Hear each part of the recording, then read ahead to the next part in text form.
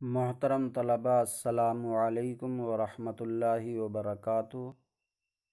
بسم اللہ الرحمن الرحیم۔ الحمد للہ رب العالمین، والصلاة والسلام علی محمد سید المرسلین وعلی آلہ واصحابہ اجمعین۔ اللہم افتح علینا حکمتک وانشر علینا رحمتک یا ذا الجلال والاکرام۔ محترم طلباء، یہ نحو میر ہے۔ اس سے پچھلی ویڈیو اور سبق میں ہم نے خطبے کا ترجمہ اور اس میں آئے ہوئے کچھ اصطلاحی لفظوں کا معنی پڑھا تھا۔ آج کا ہمارا سبق فصل سے ہے۔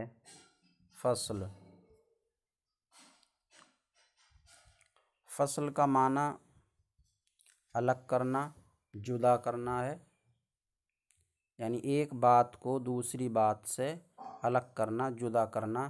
اس کے لیے فصل آتا ہے، درمیان میں دو باتوں کے درمیان فصل۔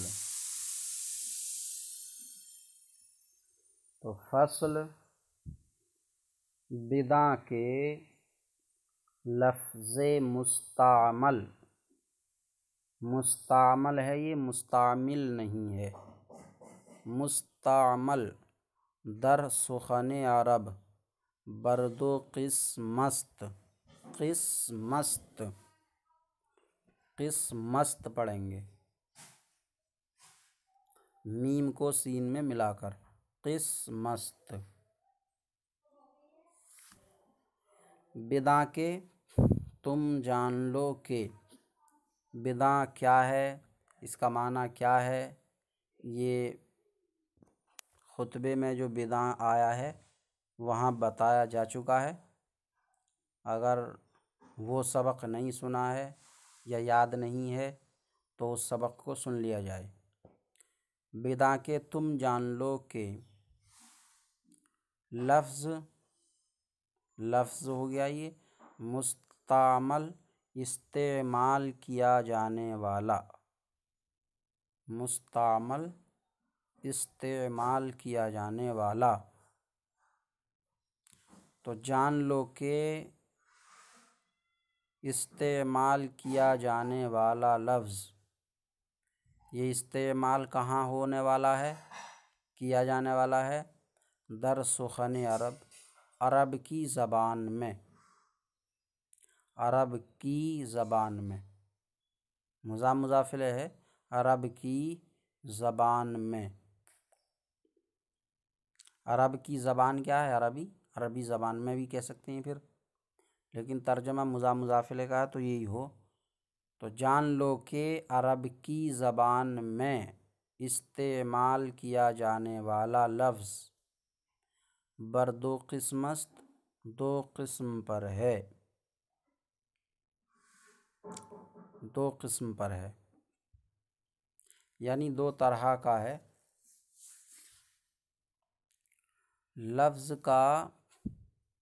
لفظ مستعمل، لفظ کا اصلی اور لغوی معنی ہے،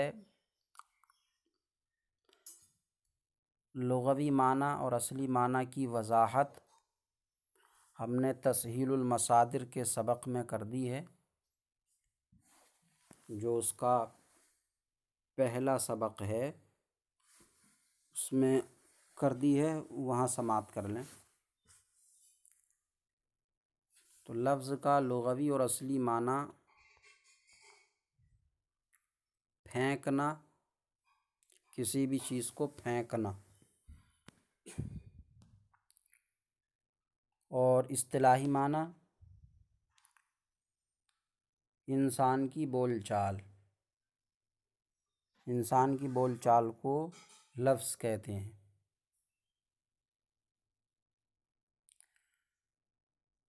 استعمال کیا جانے والا یعنی موضوع لفظ، تو ہاں، لفظ کی دو قسمیں ہوتی ہیں پھر، ایک معنی دار اور ایک بے معنی، معنی دار اور بے معنی۔ لفظ کی تعریف ہوئی، انسان کی بول چال کو لفظ کہتے ہیں، یہ دو قسم کا ہے، معنی دار اور بے معنی۔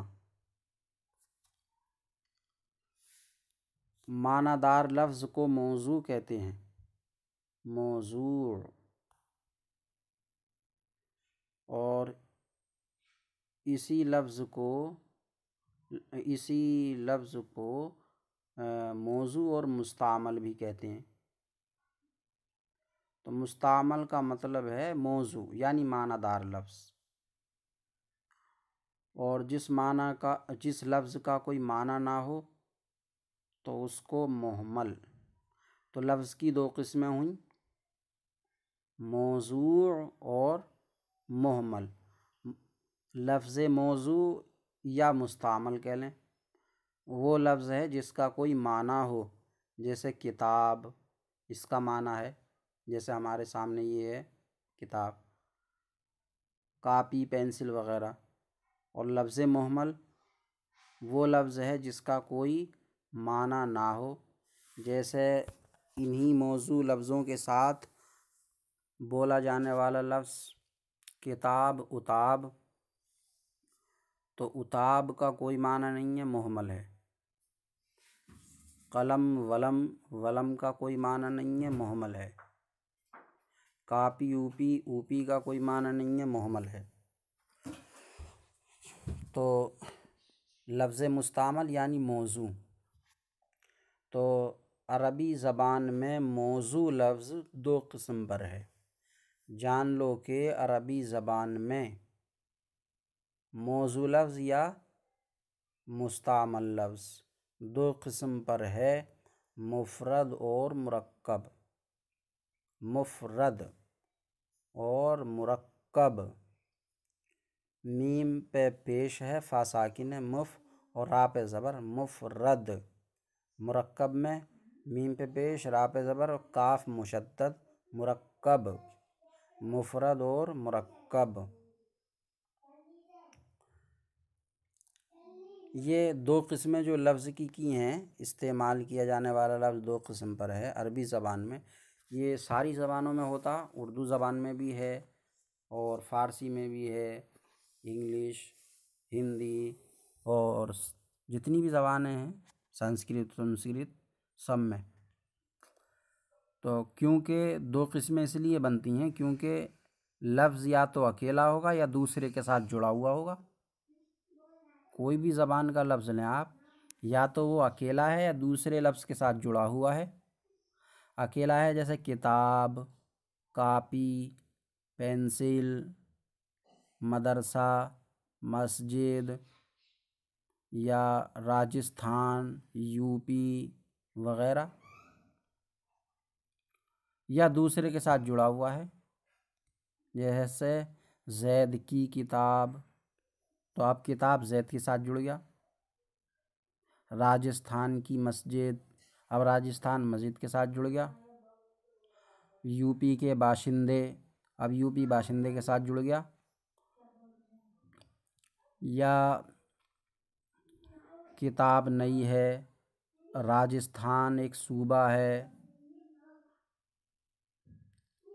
تو یہ دوسرے لفظ کے ساتھ جڑ گیا۔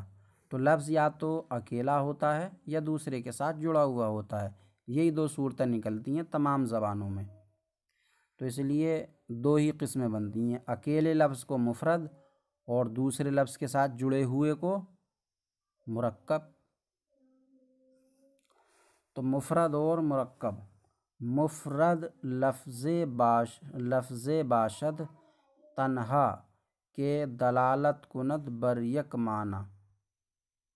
مفرد لفظ باشد، یہ لفظی نہیں پڑھیں گے، لفظ پڑھیں گے، لکھا یہ لفظی ہے، چھوٹی یا کے ساتھ، یا معروف کے ساتھ، اس کا تلفظ لفظی اس طریقے سے ہوتا ہے، لیکن یہ چھوٹی یا نہیں بلکہ بڑی یا پڑھیں گے، لفظ۔ تو اب سوال یہ ہے کہ پھر لکھی کیوں ہے اس طرح سے یہ جب بڑی یا پڑھی جائے گی تو اس کا جواب یہ ہے کہ پرانے اردو رسم الخط میں، پرانی اردو لکھائی میں چھوٹی یا اور بڑی یا ایک طرح سے لکھی جاتی تھی، چھوٹی یا اور بڑی یا دونوں ایک طریقے سے لکھی جاتی تھیں۔ تو یہ وہی پرانی لکھائی چلی آ رہی ہے، وہی چھپتی چلی آ رہی ہے، تو یہ بڑی یا ہے۔ تو مفرد لفظ باشد، اب اس یا کا ترجمہ کیا ہوتا ہے؟ بڑی۔ تو اس یا کا ترجمہ ایسے، ایک یا کوئی، یہ ترجمہ ہوتا۔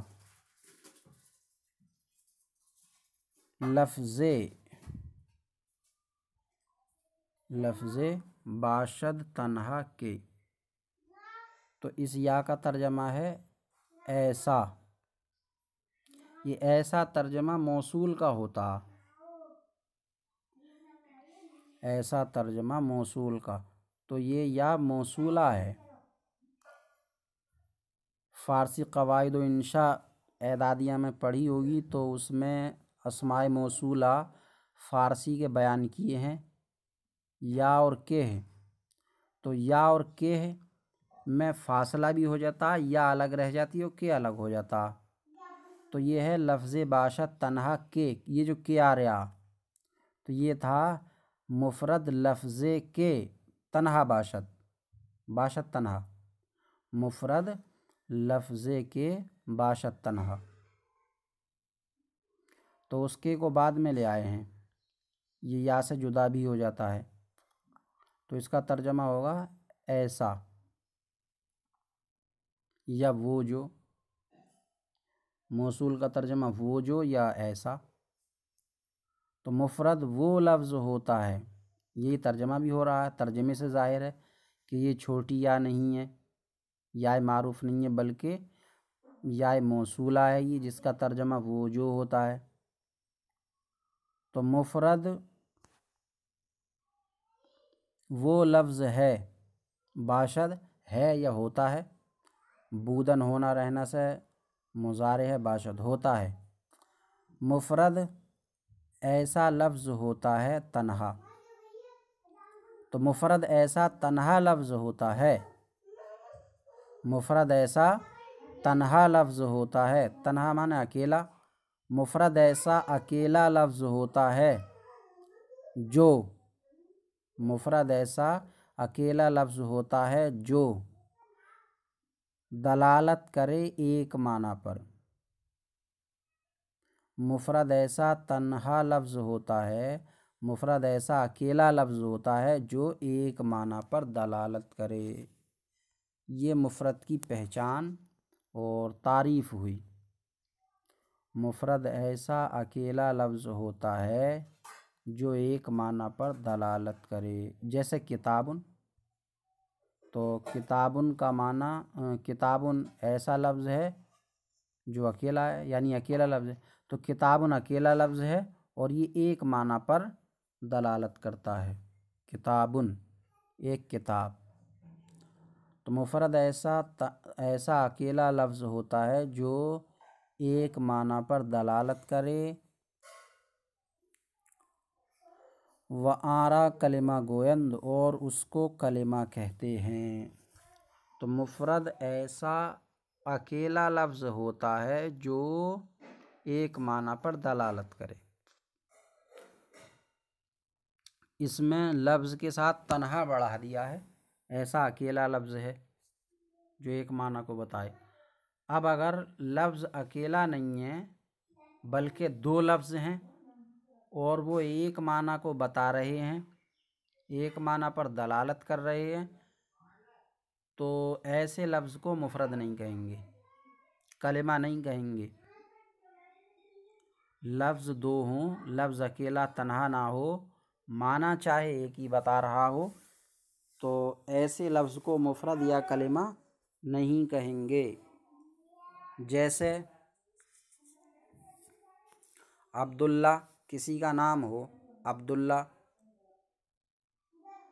تو عبداللہ میں دو لفظ ہیں، عبد اور اللہ۔ اب وہ ایک آدمی کا نام ہے تو اس کا معنی تو ایک ہو گیا، لیکن وہ لفظ اکیلا نہیں ہے، دو لفظ ہیں اس میں، تو اس لیے عبداللہ مفرد نہیں ہے، کلمہ نہیں ہے، کیونکہ اکیلا لفظ نہیں ہے، معنی اگرچہ ایک ہی بتا رہا ہے۔